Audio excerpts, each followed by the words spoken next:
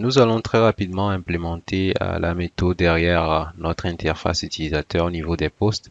Rendez-vous dans Post Controller. Ensuite, au niveau de Store. Au niveau de Store, ici, on a Title qui est requis, l'extrait qui est aussi requis, le corps qui est requis et l'image qui peut être nulle.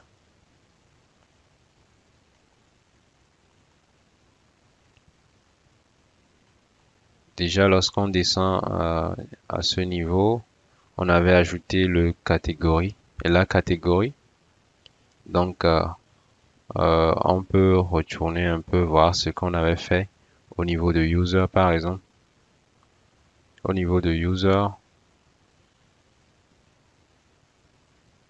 la façon dont tout avait été implémenté. Très rapidement, vous pouvez vous inspirer de ceci.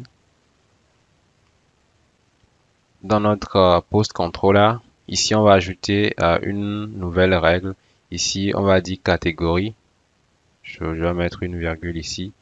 Catégorie.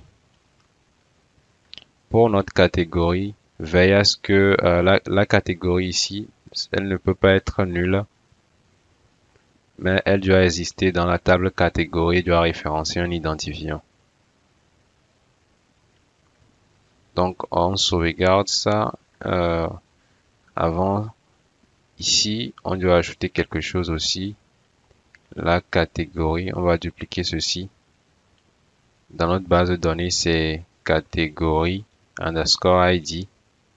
Et ici, c'est dans notre requête, c'est catégorie avec catégorie comme vous l'entendez.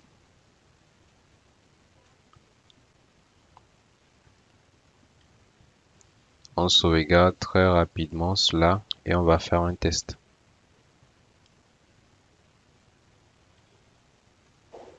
Je vais juste essayer de soumettre ça pour voir ce qui va se passer. Des messages d'erreur me sont retournés. Ici, on va profiter en même temps pour ajouter un message d'erreur au niveau de la catégorie très rapidement. Très rapidement au niveau de catégorie, déjà on avait des messages d'erreur qu'on avait eu à faire. Ici, on va copier celui-ci. On copie ça là où on a mis notre catégorie, c'est ici. Juste un peu au-dessus, on colle ça. Ensuite, on va changer ça rapidement en catégorie ici. Ici, ce sera catégorie à la place de title. On sauvegarde et on teste. On réactualise la page. Ensuite, ici, je vais générer quelque chose. Ici aussi, je sélectionne une catégorie. Je vais générer du test. Je vais coller encore ça ici ou bien je laisse ça comme ça pour le moment. Ensuite, je vais aussi coller un peu ici. Ici, je vais compléter pour voir si nos règles de validation fonctionnent. Je vais appuyer sur soumettre. Ici, il me dit que ça dépasse. Le mieux aurait été que ces parties se pré-remplissent même si nos informations étaient fausses. Donc, ce qu'on va essayer de faire, c'est aller régler ça rapidement. Ici, on va juste mettre @hold.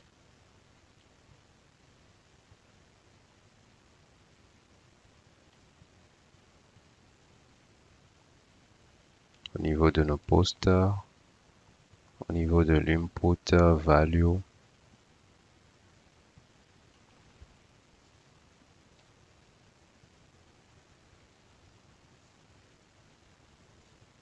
hold, et on met title.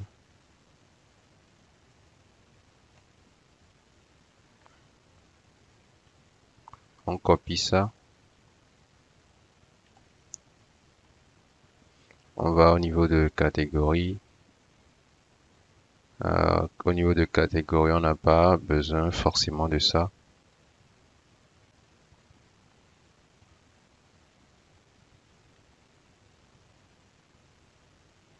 Ici, au niveau du test area, il faut coller ça à l'intérieur.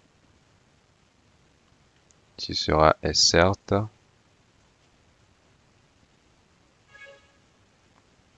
On va juste prendre cette partie. On efface tout ce qu'il y a à l'intérieur du test area et on colle ça. Hold insert.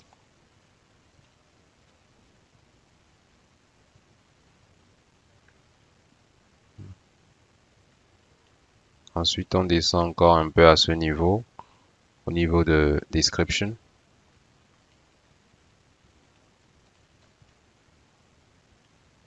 Et on colle ça, on sauvegarde. Déjà, ici aussi à ce niveau, au niveau de la photo, on n'avait pas implémenté ce qu'il fallait. Photo, par exemple, notre classe, le nom c'était image. Ok, on retourne en haut pour vérifier si on a tout mis. Au niveau de photo, pour les images, on met un type égal à multipart slash form data. N'oubliez pas de le mettre. Ensuite, on sauvegarde et on retourne à notre navigateur.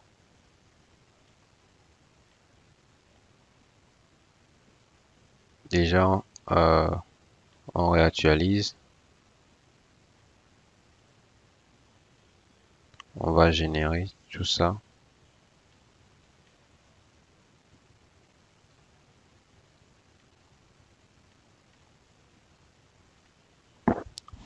Et je soumets.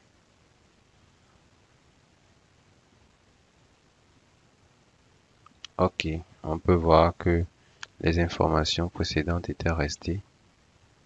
Ici, à ce niveau, on va juste dégager ça pour que ça ne soit pas de trop. On choisit une catégorie. Ici, par exemple, technologie ou game. Game, ça fera l'affaire. Et on valide. Ici, on nous dit qu'on a une erreur. On nous dit que Slack n'a pas de valeur par défaut. On va vérifier très rapidement.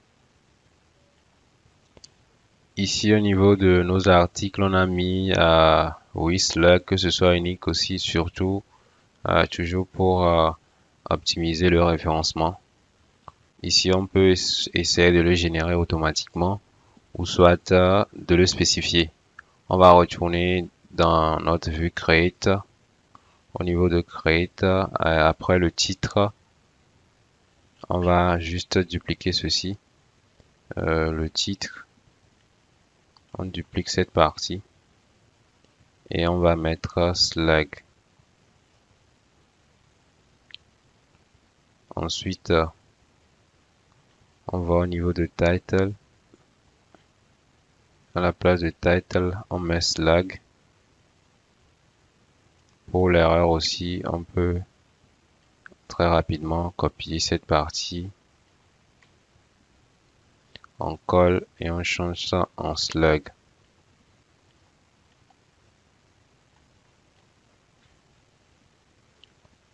Dans notre contrôleur, post controller, on va ajouter nos règles pour slug. On a besoin que le slug soit unique. Donc on vient ici, on met juste slug.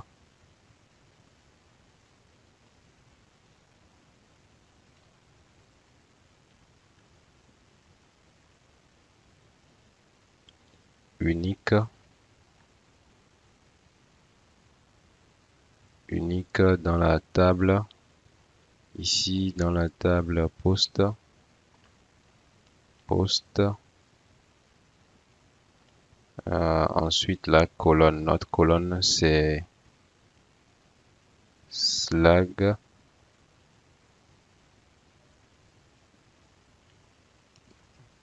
Il faut que ce soit une chaîne de caractères ici. Et c'est requis. Notez que vous n'avez pas besoin de spécial à chaque fois require ou bien requis. Par défaut, ce sera requis. Ok. Et là maintenant, on va essayer d'insérer le Slack très rapidement. Je vais dupliquer ceci. Je vais changer le title par Slack très rapidement. On a title Slack. Ici, vu qu'on veut que notre Slack soit unique, on peut laisser ça lors de la création. On vérifiera si le Slack est unique en continu ou soit on peut toujours utiliser notre méthode précédente, c'est-à-dire la méthode qu'on avait utilisée au niveau de la catégorie. Libre à vous de choisir celui qui vous plaît. Je parle de cette méthode où déjà on vérifie si le Slack existe. Si ça n'existe pas, on génère un autre jusqu'à la fin. Au niveau des articles, il ne serait pas intéressant qu'on ait article 1, article 2 et autres.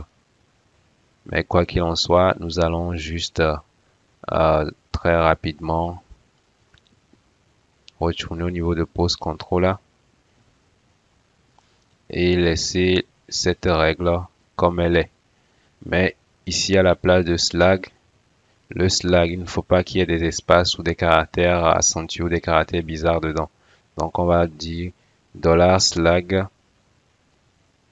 égale à $request Slack.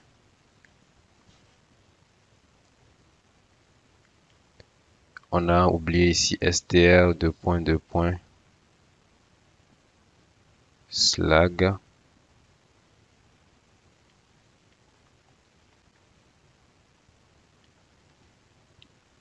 Et ici, on fait notre import très rapidement. On va juste ajouter ici Illuminate support str. Ok. Ici, à ce niveau, on va générer le Slack. Lorsque le Slack sera généré, on viendra ici si le Slack ne remplit pas une condition d'unicité, alors ce ne sera pas validé. Donc on va laisser ça très rapidement en catégorie. Existe ID Slack unique post. On sauvegarde et on teste. Je réactualise ma page.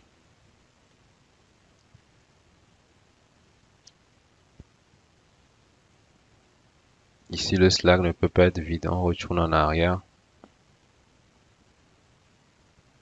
On va toujours réactualiser la page. On complète très rapidement. Ici, si je veux, je copie la même chose ou sélectionne ce que je veux game. Je copie ça. Et dans description, je peux générer quelque chose.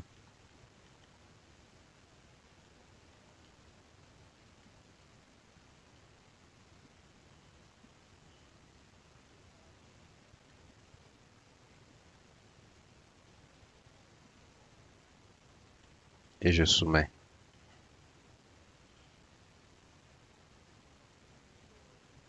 Et voilà, notre post vient d'être créé. On va vérifier ça dans la base de données rapidement. Ici, on peut le voir, notre post vient d'être ajouté. On va recréer encore un autre.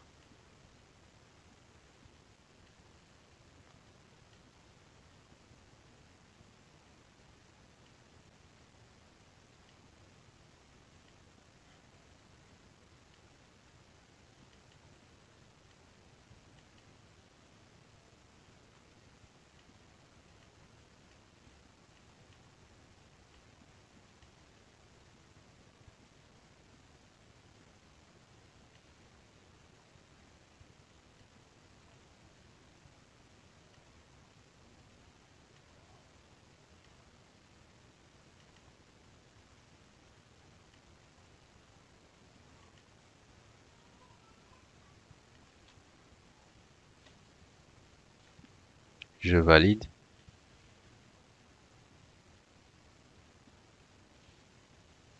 Ici, je vais créer encore un autre. Je vais mettre le titre du précédent pour voir si on aura une erreur au niveau des Slack.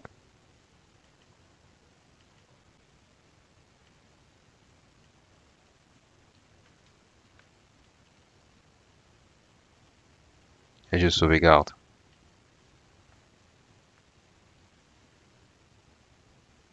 On va vérifier rapidement. J'actualise. Et là, on voit quelque chose au niveau des slags. Ici, on n'a aucun souci au niveau des slags.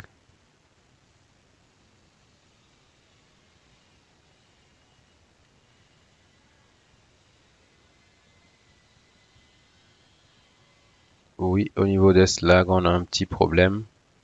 Ici, on va retourner au niveau de notre code parce que déjà le slag ne devait pas y avoir des espaces dedans. À ce niveau, l'erreur était qu'ici on a dit $slag, ici on est venu dire $request slag. Donc on efface le $request très rapidement. On sauvegarde et on teste. Je reviens rapidement créer ici de nouveaux trucs.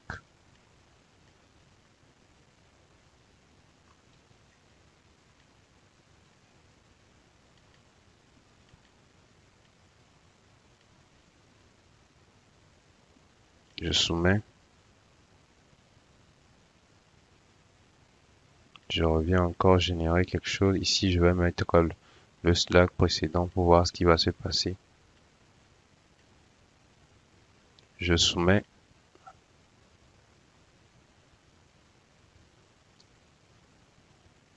Ici, on nous dit qu'on a une erreur au niveau du slag.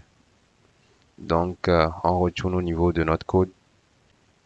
Ici, nous avons deux façons de gérer ça. Le slag qui est vérifié ici, c'est juste le titre qui est passé sous forme de slag ici. C'est ce qui est vérifié avant d'être transformé pour être mis en base de données. Donc, à ce niveau, string, le slag doit être unique. Le slag doit être unique. Donc ici, lorsqu'on donne notre slag, on va vérifier si elle existe déjà ou pas.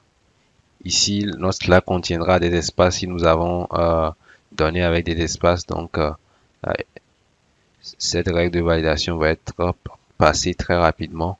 Et c'est lorsque le slag est généré ici qu'on aura notre problème lorsqu'on veut créer notre poste. Donc, soit on va juste générer son déplaçant en haut et on met dedans, ce qui pourrait poser problème si le slag est vide, ou soit on va faire appel à notre méthode précédente pour essayer de générer nous-mêmes des slags. Donc déjà on va essayer le premier. Je vais couper ceci et le coller un petit peu plus haut.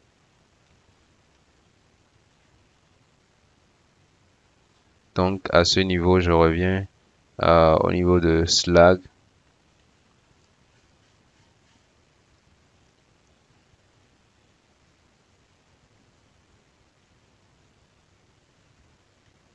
Ici, ce ne sera pas vrai. Là, on devra utiliser une autre forme de validation ou pas la méthode request validate parce que c'est le slag qui est au niveau de notre request validate qui est récupéré à ce niveau, qui est référencé par ça très rapidement. Donc, ce que nous pourrons faire, on va juste refaire un retour en arrière et laisser ça aller au niveau de notre catégorie et s'imprégner de cette technique. On va copier cette partie. On revient au niveau de poster.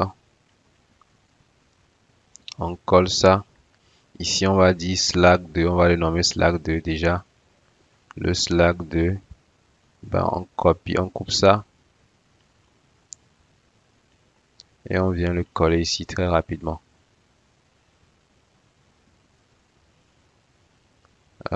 Ici, à ce niveau, je dis slag 2. Slag 2 qui est égal, on génère le slag à partir du slag que l'utilisateur aura inséré dedans. Si on veut, on peut aussi rendre le slag aussi facultatif pour appliquer une nouvelle règle. Ici, le slag est là et on fait query. À la place de catégorie, on va plutôt mettre post. Ici, post where slag égale à slag. Si le post existe, si ce slag existe, là, on va rentrer dans cette boucle et générer un nouveau slag. Sinon, on continue. Donc ici, ce sera toujours post.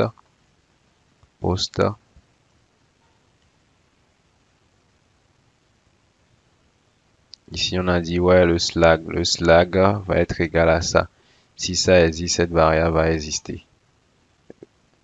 Donc, si ça n'existe pas, donc slag doit être égal à slag qui est généré. On avait déjà vu cette partie, donc il n'y a pas de souci.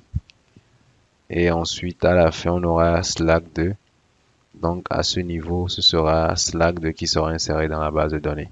On sauvegarde et on teste. Je réactualise ma page très rapidement. Et voilà. On va vérifier dans la base de données. Et voilà notre slag qui est ici. On va recréer un dernier.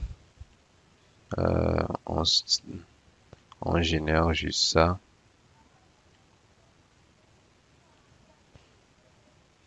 Si je veux, je peux prendre un slag qui existe déjà. Je copie. Je viens coller.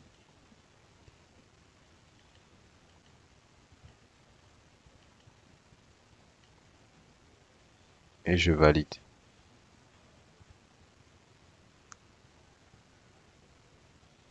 On nous dit que le slag existe déjà. Oui, c'est bon. Donc, ici, le slag existe déjà. C'est pourquoi on ne l'a pas régénéré.